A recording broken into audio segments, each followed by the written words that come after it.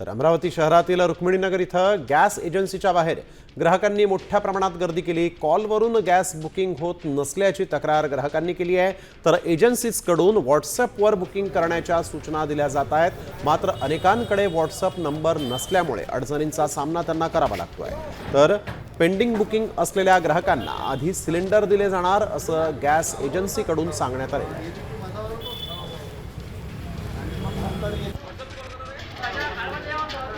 तुम्ही या ठिकाणी का बरं आले? तुमचं ऑनलाईन बुकिंग झालं नाही का? ऑनलाईन बुकिंग झालं नाही आहे। सिलेंडर कधी मिळेल काही गॅरंटी नाही आहे। तुम्हाला इथून रांगा लावा, तिथे येऊन पावती फाडा, उभे राहा लाईन मध्ये, एवढं सारं तुमचे काम धंदे सोडून ते आता ऑनलाईन झालं नाही. ऑनलाईन पण आमचं झालं नाही, बुकिंग घेतलं नाही आहेत आणि फोन करून विचारत आहेत तर माहिती सांगत नाही आहेत की कधी भेटन, सिलेंडर कधी येईल, काय येईल। व्हॉट्सअपवर ऑनलाईन बुकिंग करत आहे ते पण घेत नाही आहे, बंद दाखवत आहे। आता आम्हाला खूप त्रास होत आहे।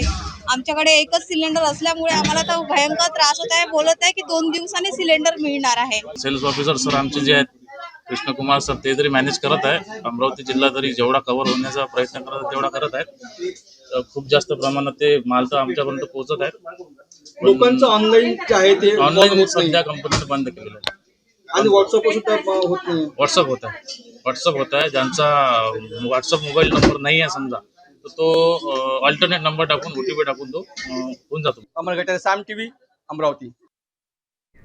तर